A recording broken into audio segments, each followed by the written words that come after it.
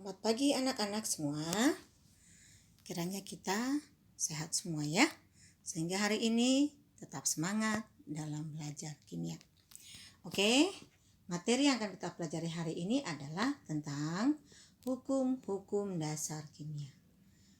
Yang pertama yaitu hukum kekekalan massa.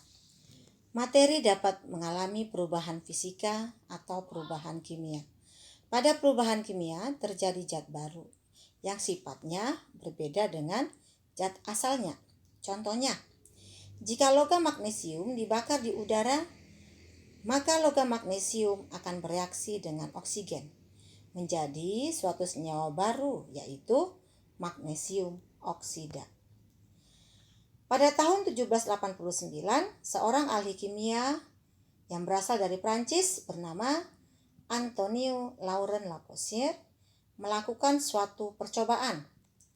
Berdasarkan percobaan tersebut, Lavoisier menyimpulkan bahwa jika suatu reaksi kimia dilakukan dalam tempat tertutup sehingga zat-zat tidak ada yang hilang, maka massa zat-zat sebelum reaksi dan sesudah reaksi tidak berkurang ataupun tidak bertambah.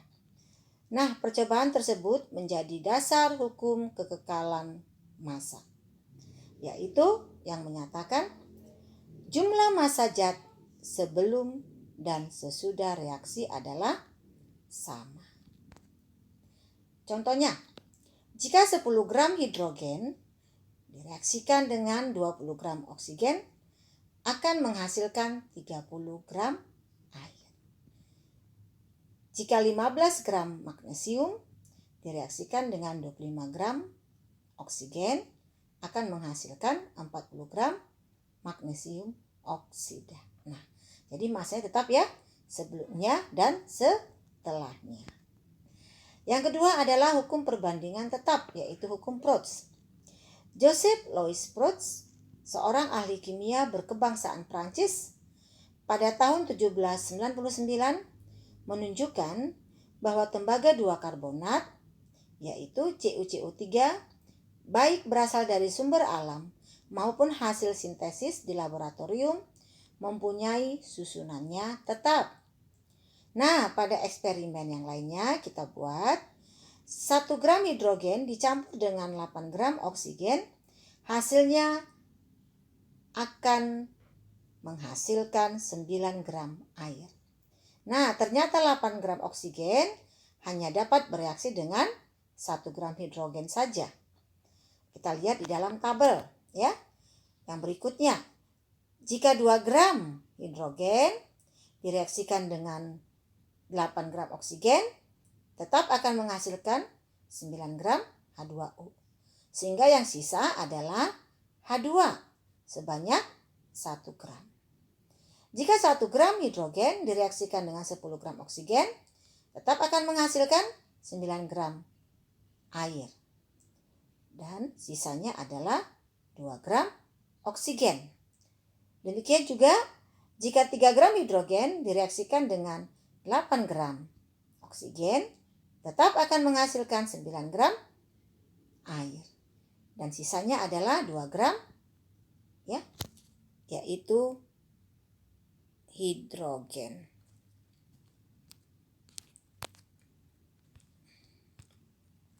Nah, kita lihat di situ ya reaksinya. Dari mana asalnya perbandingan hidrogen dengan oksigen akan menghasilkan air 1:8 dan 9.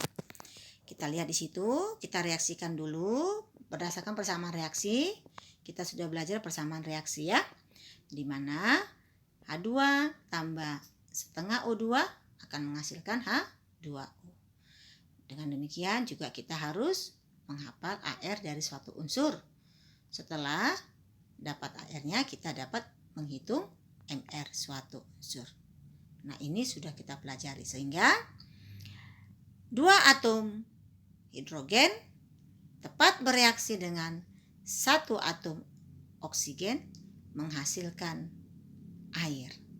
Sehingga 2 kali ARH banding 1 kali ARO akan menghasilkan 1 kali MR air. Nah, dimasukkan airnya 2 kali 1, yaitu banding 1 kali 16, berarti 1 kali 18.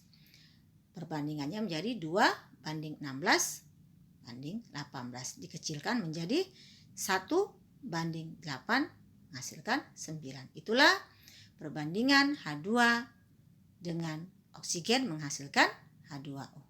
Demikian juga perbandingan Mg dengan oksigen akan menghasilkan magnesium oksida.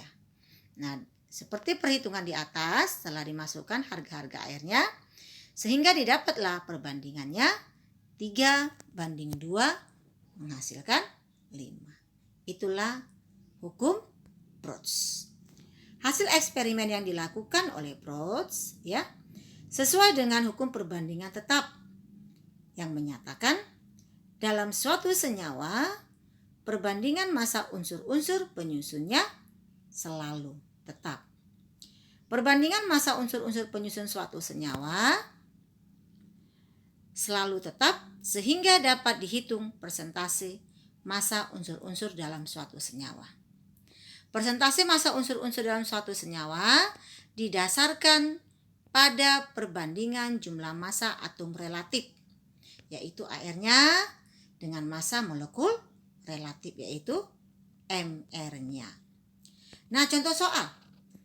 Jika kita mereaksikan 4 gram hidrogen dengan 40 gram oksigen, berapakah air yang terbentuk?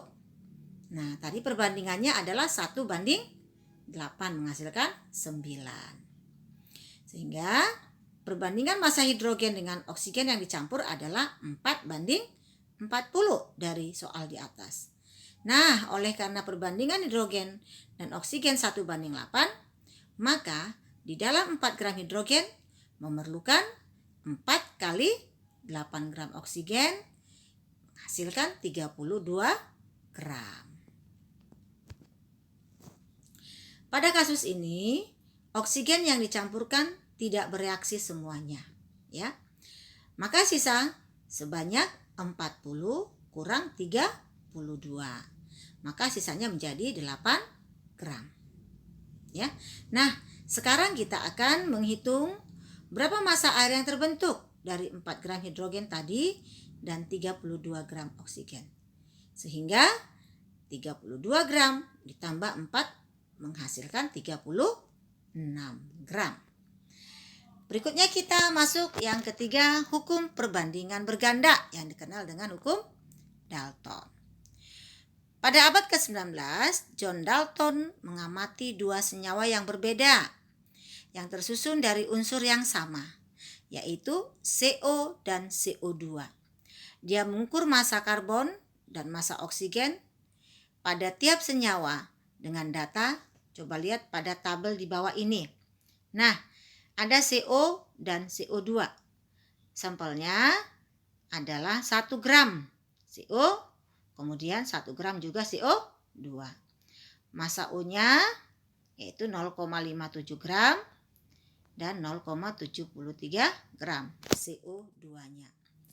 Massa C-nya 0,43 dan CO2-nya 0,27.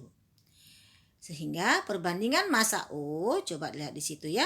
Yang tadi adalah 1,1 di situ ya. Perbandingannya menjadi 1,33 banding 1. Yang CO2-nya 2,66 banding 1. Dari data di atas dapat dilihat bahwa ada hubungan antara massa O pada CO dengan massa O pada CO2, yaitu 1,3 banding 2,6. Atau massa O pada CO2 2 kali massa O pada CO.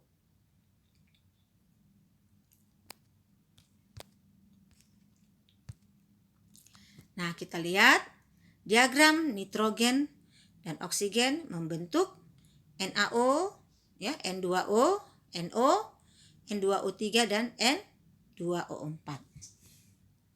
Kita lihat di situ N2O 28 gram, ya, 16 gram, sehingga perbandingannya adalah 7:4. Dikecilkan ya. Berikutnya NO 14 gram.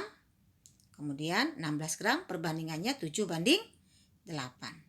N2O3 28 gram dengan 48 gram, perbandingannya 7:12. N2O4 28 gram dengan 64 gram, perbandingannya adalah 7:16. Nah, dari tabel tersebut terlihat bahwa apabila massa N dibuat tetap, tadi massanya berapa? 7 ya, 7 gram, maka perbandingan massa oksigen ya yang ada di dalamnya menjadi N2O banding NO banding N2O3 banding E2O4, yaitu 4:8 banding 12 banding 16. Nah, dikecilkan menjadi 1:2 banding 3 banding 4 ya. Nah, fakta tersebut dikenallah dengan hukum perbandingan berganda atau dikenal dengan hukum Dalton yang menyatakan bila unsur-unsur dapat membentuk dua macam senyawa atau lebih, unsur massa salah satu unsur sama, massa unsur kedua dalam masing-masing senyawa berbanding sebagai bilangan bulat dan sederhana. Berikutnya adalah hukum perbandingan volume, yaitu dikenal dengan hukum Gay-Lussac. Nah, ini Gay-Lussac adalah berkebangsaan Prancis, yaitu pada tahun 1808 melakukan serangkaian percobaan untuk mengukur volume gas-gas yang bereaksi. Dari hasil penemuannya disimpulkan hukum perbandingan volume, yaitu pada temperatur dan tekanan sama, perbandingan volume gas-gas yang bereaksi dan volume gas hasil reaksi merupakan perbandingan bilangan bulat dan sederhana. Nah, kita lihat di sini ya, dibuat percobaannya, yaitu ada gas hidrogen, kemudian gas oksigen akan menghasilkan uap air. Nah, coba kita lihat itu ya. Hubungan volume yang sederhana antara gas-gas yang terlibat reaksi apabila diukur pada temperatur dan tekanan yang sama menunjukkan hukum perbandingan volume.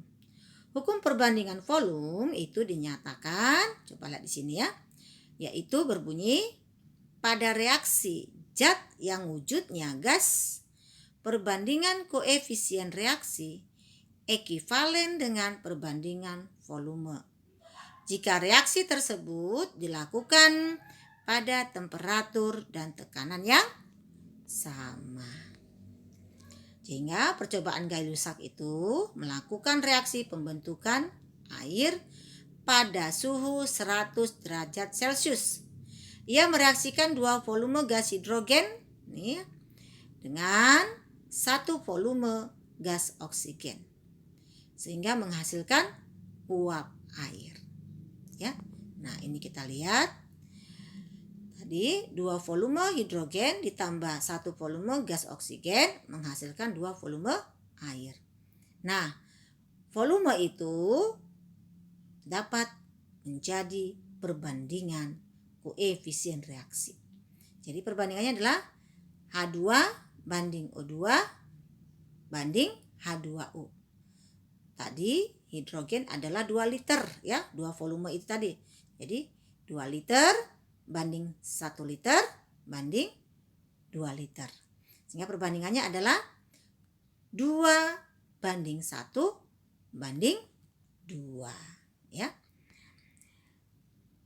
Contohnya boleh kita lihat lagi. Yang pertama, reaksi pembentukan gas hidrogen ya, hidrogen klorida. 2H2 tambah O2 menjadi 2H2O. Perbandingan volumenya, coba lihat koefisiennya. Pada H2 kan 2, pada O2 kan 1. H2O 2. Sehingga perbandingan volumenya 2:1:2. Maka perbandingan koefisien menjadi 2:1:2. Yang kedua, reaksi pembentukan gas amonia yaitu 3H2 ditambah N2 menghasilkan 2NH3. Kita lihat perbandingan volume tadi ya.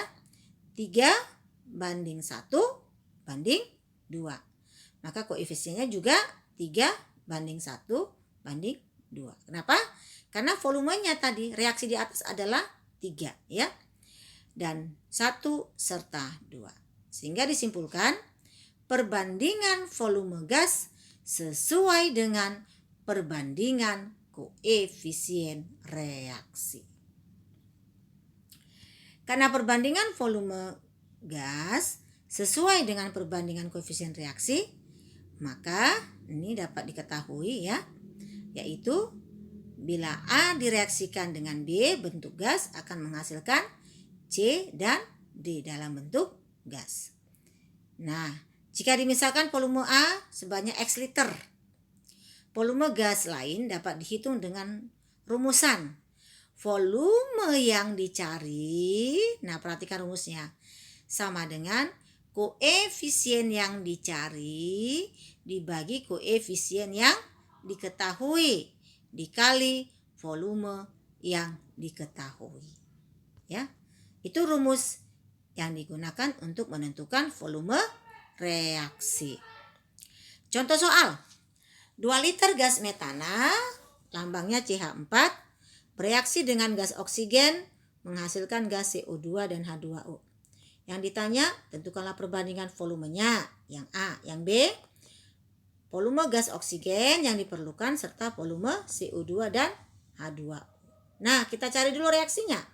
Yaitu yang pertama, CH4 direaksikan dengan O2 menjadi CO2 yaitu dan H2O. Maka kita lihat perbandingan koefisien yang di depannya yaitu 1:2:1:2. Itu koefisien yang di depannya ya. Sehingga kita bisa mencari volume O2. Yang diketahui tadi ya sudah diberitahu di situ di atas berapakah volumenya. Yang diketahui adalah volume CH4 yaitu 2 liter. Maka volume yang dicari adalah volume O2 sama dengan ya koefisien yang dicari adalah koefisien O2 dibagi koefisien yang ditanya. Yang ditanya adalah CH4. Dimasukkan. Kemudian volume yang diketahui adalah CH4. Maka volume O2 2/1 dikali 2 liter menghasilkan 4 liter. Begitu juga volume CO2 yaitu 1/1 dikali 2 menghasilkan 2 liter. Volume H2O 2/1 dikali 2 menghasilkan 4 liter.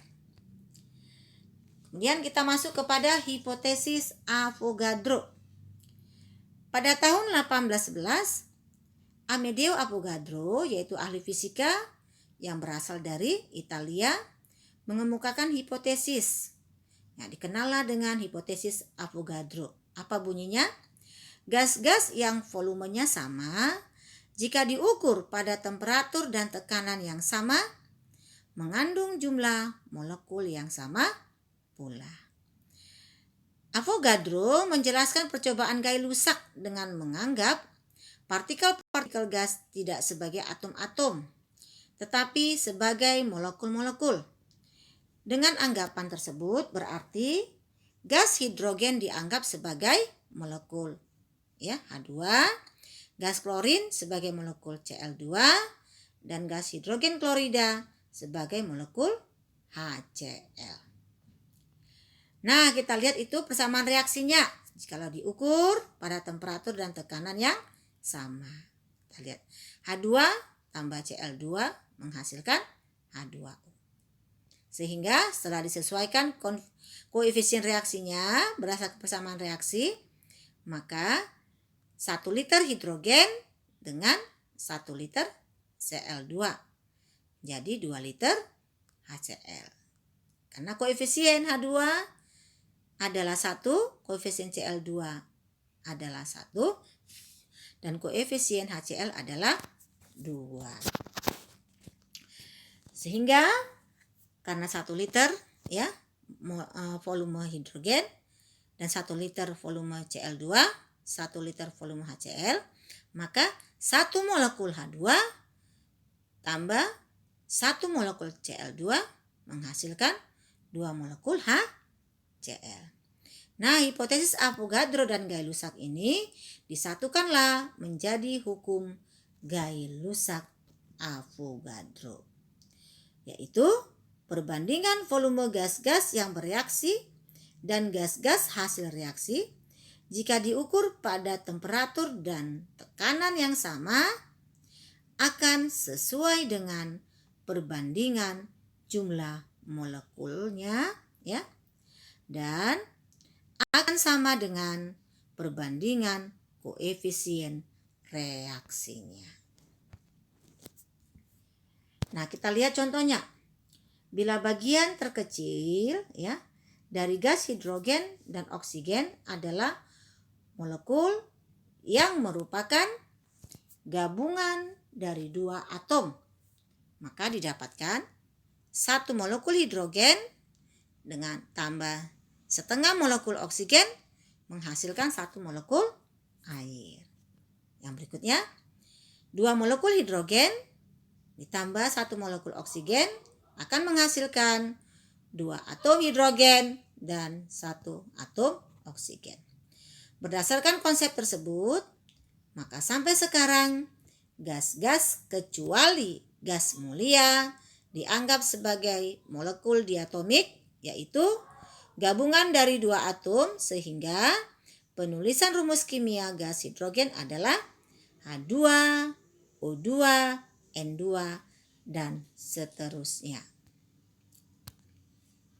Inilah yang masuk di dalam hukum-hukum dasar kimia. Oke, kalau nanti anak-anak tidak mengerti, mohon bertanya ya di WA atau GCR. Kiranya tugas-tugas hari ini Ibu sampaikan di GCR, kumpulkan tepat pada waktunya, pelajari video pembelajaran yang Ibu kirim ini, tetap semangat, tetap berjuang, berlatih di dalam mengerjakan soal-soalnya. Terima kasih.